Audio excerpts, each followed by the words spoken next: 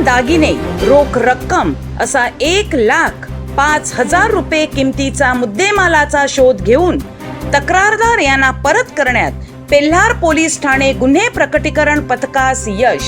दिनांक 17/4/2024 रोजी दुपारी 2 वाजताच्या सुमारास महिला श्रीमती नाझली अंजुम अबुसाद अन्सारी, वय 24 वर्ष, राहणार नालासोपारा पूर्व, तालुका वसई, जिल्हा पालघर, ह्या नालासोपारा रेल्वे स्टेशन येथून धानिवबाग नालासोपारा पूर्व येथे एक पॅसेंजर रिक्षात बसून आल्या असता त्या त्यांची बॅग रिक्षामध्येच विसरल्याचे त्या घरी गेल्यानंतर त्यांच्या लक्षात आल्याने त्यांनी पेल्हार पोलीस ठाण्यात येऊन